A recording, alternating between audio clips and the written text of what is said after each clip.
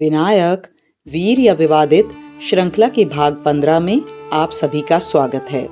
तो अभी तक हमने देखा था कि विनायक जेल से तो छूट चुके थे, लेकिन किसी भी पॉलिटिकल एक्टिविटी में डायरेक्टली उन्हें पार्टिसिपेट करने की अनुमति नहीं थी।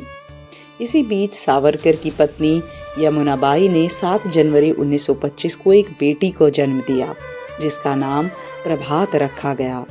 उधर 1925 के जो हिंदू मुस्लिम के रिश्ते थे वो लगातार बिगड़ते जा रहे थे। सावरकर इस बारे में बताते हैं कि शायद ही इतिहास में इन दो धर्मों में ऐसा विरोध देखा गया हो जो 1925 के दौरान या उसके बाद देखा गया। बिहार और ओडिशा के गवर्नर सर हेनरी व्हीलर अपनी एक रिपोर्ट में बताते हैं कि पहले जो दंगे होते थे वो केवल ईद या मुहर्रम पर होते थे, मगर इन दिनों ये आम बात हो गई थी। कोहाट, जो कि नॉर्थ वेस्टर्न फ्रंटियर प्रोविंस में स्थित एक जगह थी, जहां पर 9 और 10 सितंबर 1924 के दौरान बहुत बड़े दंगे हुए। गांधी जी ने जेल से निकलने के बाद कोहाट जाने की परमिशन मांगी, मगर उन्हें जाने की परमिशन नहीं मिली और ऐसे हालात लगभग 1 साल तक वहां पर बने रहे। ये हाल दिल्ली, नागपुर, लाहौर, मुरादाबाद, इलाहाबाद और बहुत सारे इलाकों में इसी तरह के हालात बन रहे थे। इसीलिए कांग्रेस का जो सेशन हुआ दिल्ली में, उसमें इसका कुछ समाधान निकालने की कोशिश की गई, मगर सावरकर का मानना था कि वो असली मुद्दे तक नहीं पहुंच रहे हैं, क्योंकि असली मुद्दा था पॉलिटिकल रिप्रेजेंटेशन का। एक तरफ हिंदू मुस्लिम के झगड़े बढ़ रहे थे, वहीं दूसरी ओर हिंदू चेतना का विकास भी हो रहा था। कई ऐसे संगठन थे समाज के जो हिंदू समाज की कुरीतियों को मिटाने के लिए प्रयास कर रहे थे, जैसे सती प्रथा हो गया या फिर जातिवाद हो गया। लेकिन दूसरी ओर ऐसे संगठन भी थे जो रूढ़िवादी प्रथाओं को बनाए रखना चाहते थे। इस पुनर्जागरण का एक पहलू और भी था, और वो था 1871 और 72 में हुई सेंसस।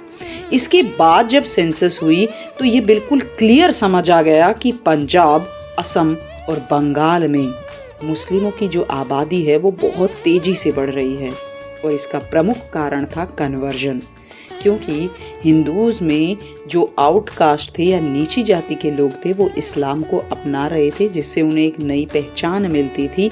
और इसी कारण से लाला लाजपत राय ने चिंता जताते हुए कहा था कि अब हिंदूज को एक रेगुलर पॉलिटिकल मंच की ज़रूरत है। और यहाँ पर एक बड़ा जो रोल निभाया वो निभाया आर्य समाज ने। हालांकि जो स्वामी दयानंद थे वो खुद को आर्य कहलाना ज़्यादा पसंद करते थे बजाय हिंदू के, मगर उनकी जो कार्यशैली थी उसने हिंदू महासभा जैसे संगठन को जन्म दिया। हिंदू महासभा की शुरुआत हुई 1909 में पंजाब से। यहाँ पर सिखों ने भी इसका काफ़ी समर्थन किया। हिंदू महासभा ने 1916 में जो पैक्ट हुआ था कांग्रेस और मुस्लिम लीग के बीच, उसका विरोध किया था। साथ ही साथ शुद्धि मूवमेंट हिंदू महासभा के वर्किंग कल्चर का एक इम्पॉर्टेंट पार्ट था, और इस शुद्धि मूवमेंट का परिणाम ये निकला कि हिंदुइज्म को ब्राह्मणों के हिंदुइज्म से अलग कर दिया गया।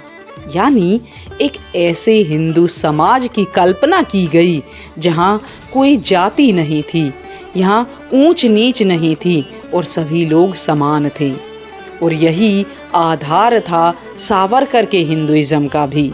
सावरकर ने अपने एक लेख में ये बताया कि कैसे हिंदू संगठित होकर स्वयं की और अपने धर्म की रक्षा कर सकते हैं। इन्हीं आदर्शों को ध्यान में रखते हुए नागपुर में हिंदू महासभा की नींव रखी गई, और आगे चलकर के.बी. हेडगेवार के प्रयासों के द्वारा राष्ट्रीय स्वयंसेवक संघ का निर्माण हुआ 27 सितंबर 1925 को। और आरएसएस के जो ज़्यादातर संस्थापक सदस्य थे ना, वो नागपुर हिंदू महासभा के भी सदस्य थे। और आगे चलकर इस हिंदू महासभा ने औरतों के अधिकार, दहेज, बालिका शिक्षा ऐसे मुद्दों को उठाया और उनमें सुधार लाने का पूरा प्रयास किया। सावरकर ने भी हिंदू समाज में सुधार लाने के लिए 4 जरूरी स्टेप्स बताए। पहला स्टेप, ऑर्थोडॉक्स हिंदूज को समझाना, यानी समय के अनुसार जो चेंजेस जरूरी हैं उनको अडॉप्ट करना। दूसरा, लो कास्ट हिंदूज को समझाना और साथ ही साथ उनको अनटचेबिलिटी जैसी कुप्रथाओं से बचाना। तीसरा स्टेप, मुस्लिम और जो क्रिश्चियन समाज हैं उसमें जो मौजूदा भेदभाव है उसको सामने लाना।